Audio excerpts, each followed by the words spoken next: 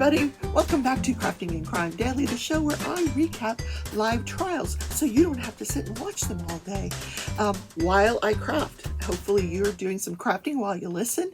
I'm your host, Rebecca, aka Crafting Journey, and I'm working on my dragon door. I'm almost done. I can't wait to show you the bling that I've added and just show you the whole, I want to see the whole thing come together.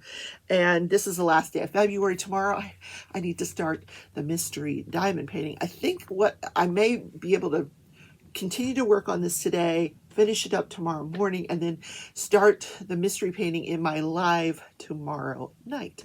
But you're here to listen to what happened on day 25, week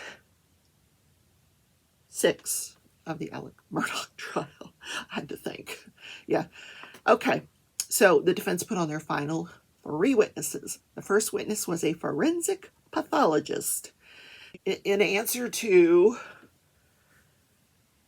the prosecution's forensic pathologist, and that's what he was there to testify about, the directionality of the bullet wounds. He said he agreed with the prosecution's forensic pathology with everything but one wound on Maggie and one wound on Paul. He had a different opinion about the direction of the bullets fired into both of their heads.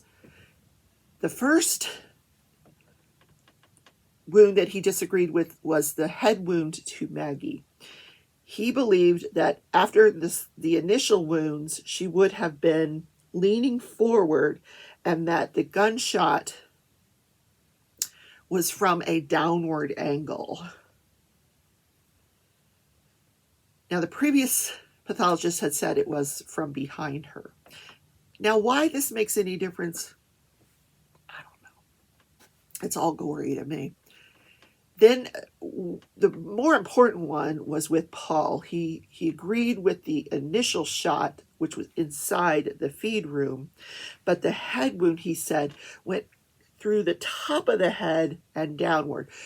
As you recall, the previous forensic pathologist and Dr. Kinsey, who's an engineer, said that the direction would have gone up, not down. So that's a huge difference.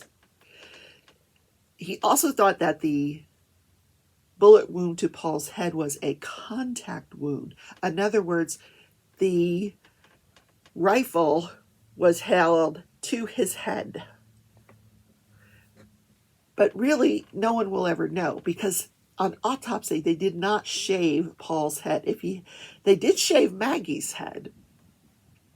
But apparently when you shave the head, you can see certain things that will indicate to you the direction of the wound. They did not shave Paul's hair. So we don't know absolutely for sure if this was a contact wound or not. But don't worry.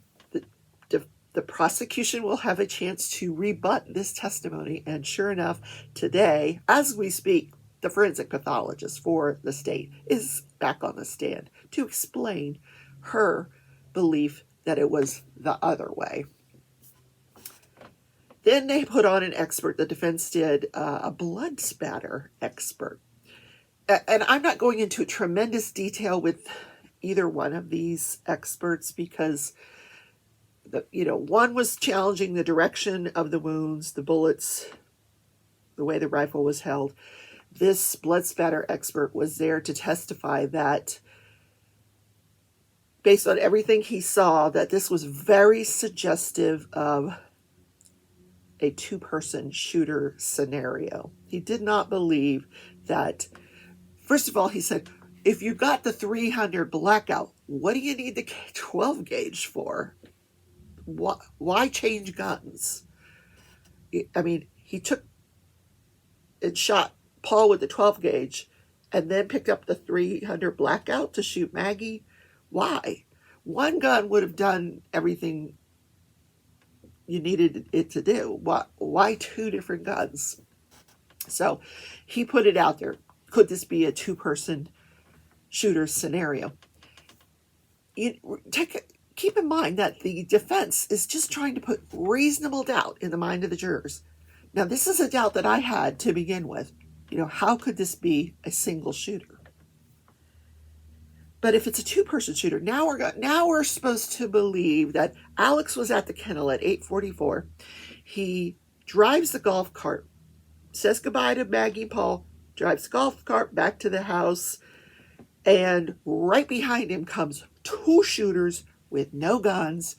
They find the family weapons and they shoot at Maggie and Paul. Not buying it. Nope. Okay, so the last witness was John Marvin, Alex's brother. Now, here's what he didn't testify to, and I'm not sure of the birth order of the children. So in this family of Randall and Libby, they're the parents. Randall was the one that died 3 days after Maggie and Paul were shot from cancer. Libby is the one at home with Alzheimer's. Then there's Randy, John Marvin, Lynn, and Alec. I don't know where Alec falls in there as far as birth order. So John Marvin, this was kind of funny. He testified that he was the only one of the three boys not to go to law school, and he was quite proud of that. He actually owns 2 heavy equipment stores in 2 different towns. He did go to the University of South Carolina, and he majored in criminal justice, which leads me to believe, was he planning to go to law school and just changed his mind? That's what I'm thinking. Why else would you major in criminal justice?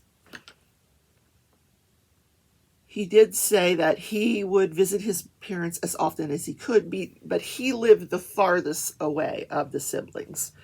Randy lived in Hampton, in downtown, in the town of Hampton, not in one of the outskirts like Alec did.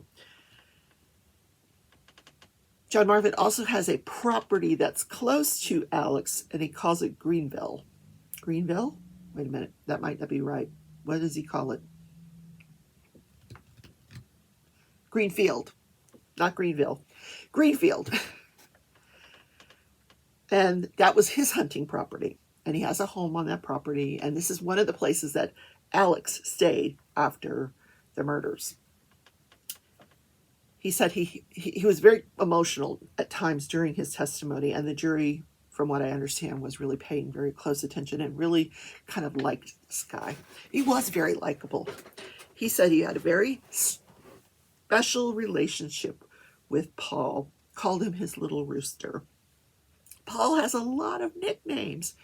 He did say that, yes, the family calls him Paw Paw.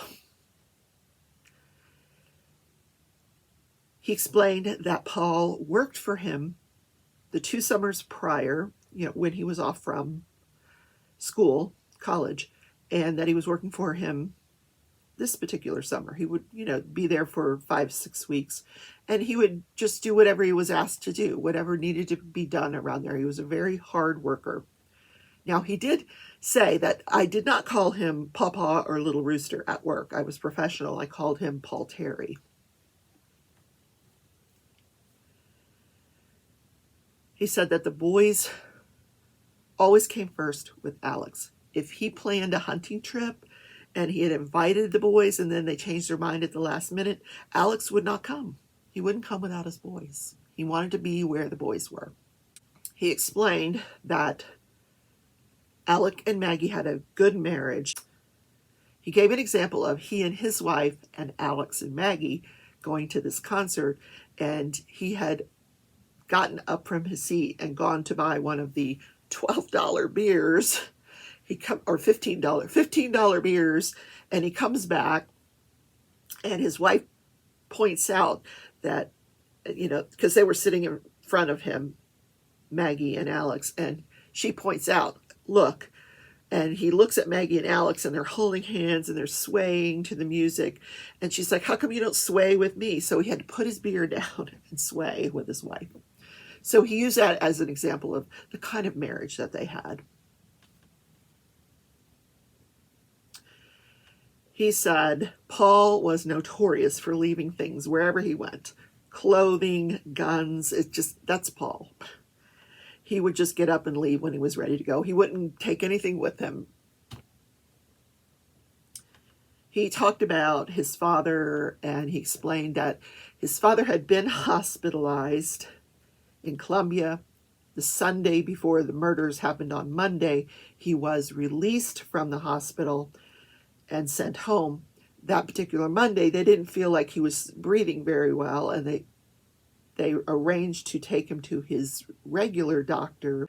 So they get him to his regular doctor, and the regular doctor says, I think this might be pneumonia. I don't think this is related to an obstruction or your cancer. So he recommends that he be hospitalized. So the text that was sent to Alex that day had to do with this might be pneumonia and might be treatable versus something that's not treatable. No one used the word terminal. As you recall, on June 7th, the day of the murders, that Monday, Alex got a text while Jeannie Seckinger was confronting him about the missing $792,000 fee payment. He tells her, oh, my dad, I just got a text, my dad is terminal. It didn't happen. He didn't get a text. In fact, things were actually looking up that day. They thought, okay, he's got pneumonia, it's treatable. It wasn't until the following day, on the 8th, that they learned, no, it's not treatable. He was going to be sent home on hospice. He's terminal. So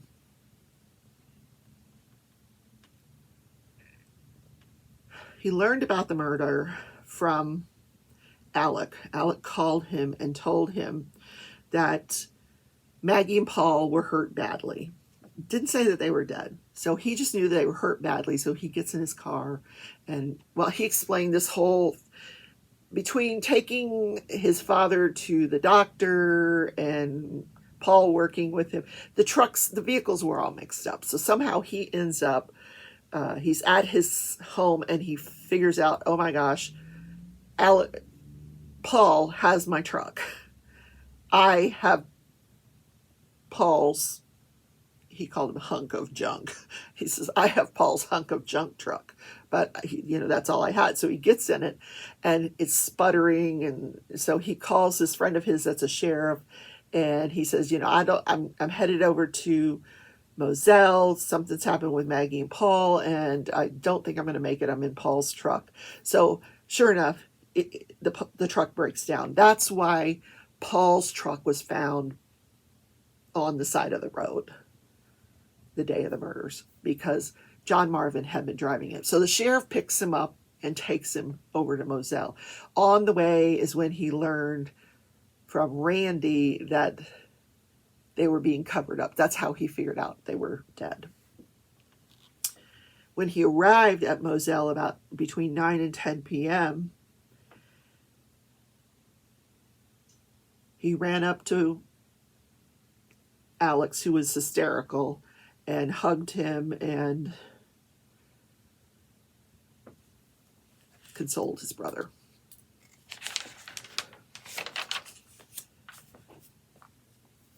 He said they were at the crime scene till about midnight before they all went up to the house, and he testified that there were all kinds of people there.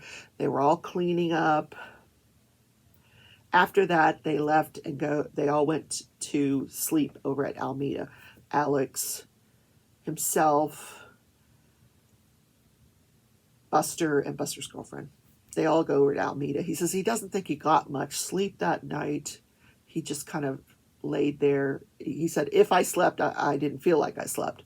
So when he got up the next morning, he got up, he went to his property of Greenfield and took a shower, and then was going to meet up with everybody back at Moselle. He was the first one to arrive at Moselle that morning. He got there before the housekeeper got there, Blanca. Because no one was there, he decided, I'm going to go down to the kennels. I want to see this for myself. But before he did, he contacted, well, I need some coffee. 1 second.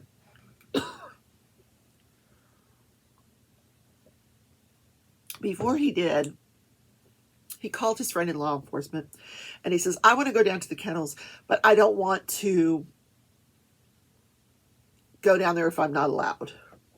So his friend says, let me, don't go down there until I call you back. And so he finds out, he calls him back, and he says, yeah, they said the property's clear. You can go ahead and go down there.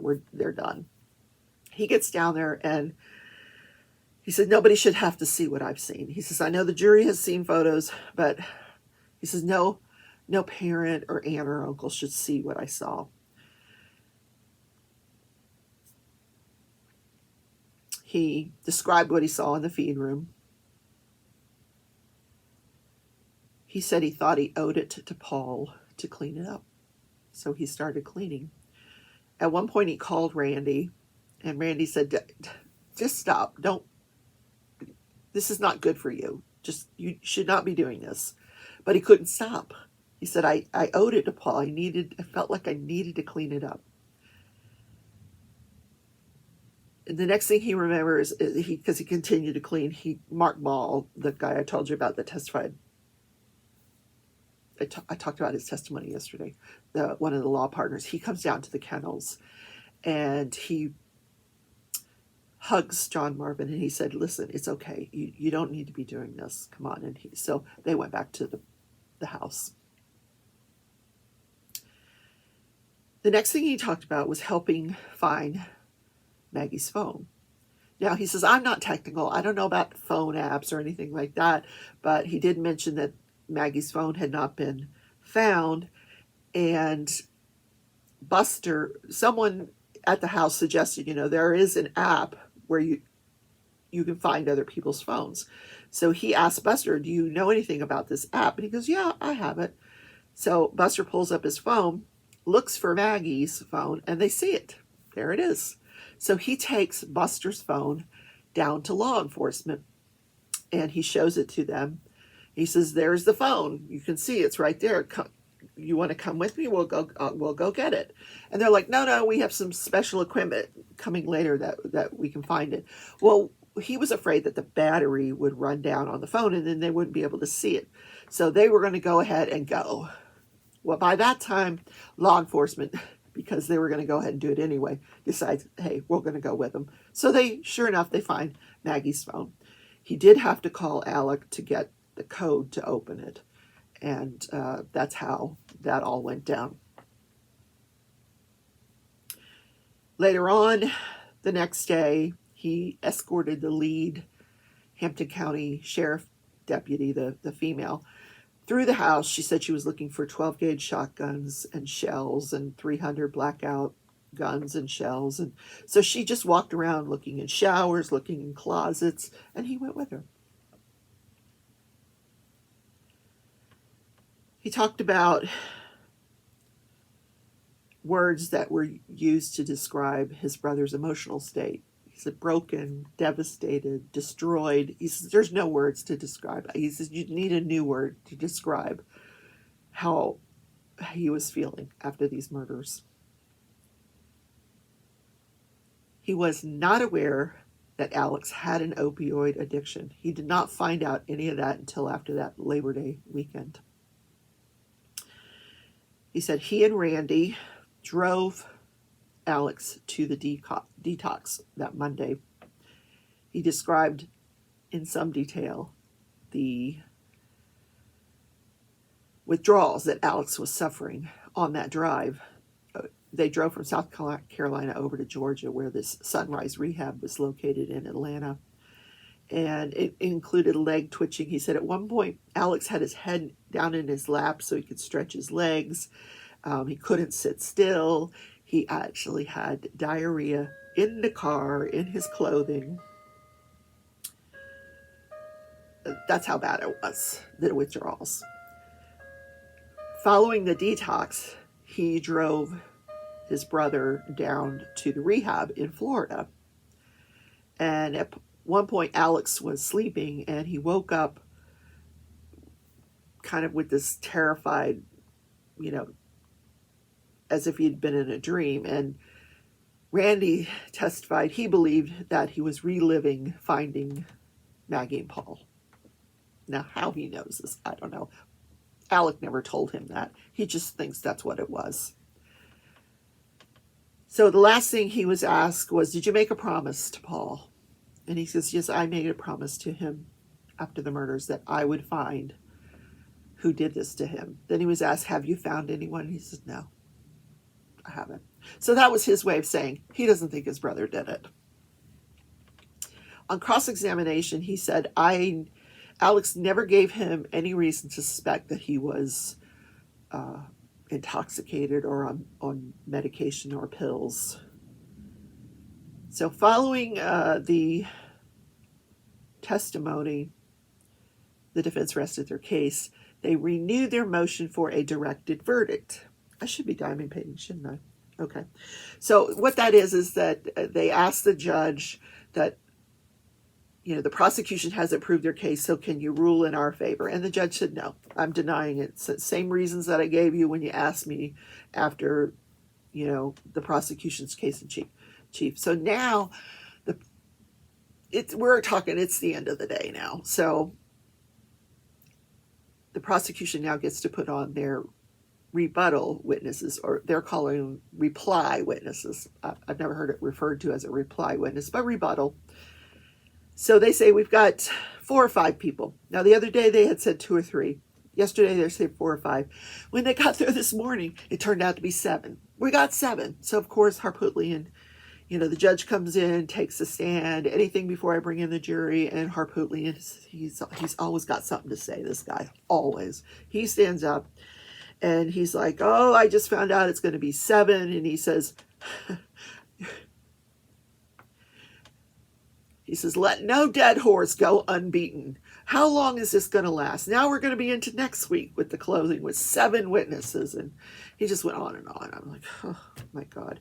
So I'm going to tell you this tomorrow anyway, but so he started with the first witness. The prosecution brings out one of the law partners. And every single question the prosecution asked, Harpootlian was up objecting. Objection that we did not go into this during our case. Objection, relevancy. He was just being obnoxious this morning. So he's in rare form this morning. It's like he's got somewhere else to be. He's done. He's got somewhere else to be. Yeah, let's get this over with. Let's go. Not guilty. Come on. Okay. All right, let's get to the story, the mystery of Dyatlov Pass.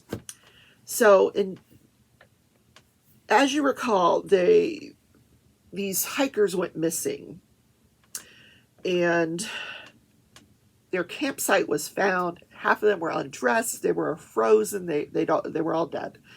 So, Dubniana, Kolatova, and Thibaut Brignol's injuries were compared to those sustained in fatal car crashes. Despite postmortem soft tissue damage, there were no external wounds associated with the injuries, indicating that the 3 had experienced a very high level of pressure, but the source of that pressure was a mystery. Investigators initially believed the group could have been attacked and killed by the Mansi people, who were indigenous to the area. The Mansi people were interrogated, but it was determined that there were no signs of a physical struggle in the area, and the injuries sustained could not have been caused by humans. The inquest into the killers unexplained. Let me start over. The inquest into the hikers' unexplained panic and subsequent deaths ended in May 1959 because investigators found no guilty party. It was determined that natural forces were responsible for the deaths. The postmortem soft tissue damage on the last 4 bodies was determined to be the result of the way the bodies were positioned in the stream when they were found. Now, let's talk about the next part. Many theories have been offered to explain what happened in Dyatlov Pass. Soviet military testing, an avalanche, a wild animal attack, high-speed winds, a Yeti attack, even UFOs. In 2021, a new study digitally recreated the conditions of that night on Kholat Syakhl using an animation technique from the movie Frozen. The study found that a slab avalanche was the most likely cause, with 3 dying from injuries sustained in the avalanche, and the remaining 6 dying trying to save each other and themselves. Some find this study compelling, but there are still widespread doubts.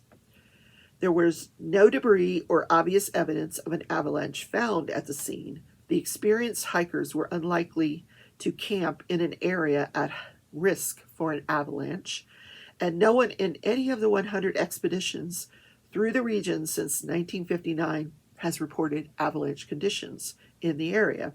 And most eerily, the footprints leading away from the tent did not suggest the hikers were in any rush when they cut themselves out of the tent and made their way into the wilderness that night.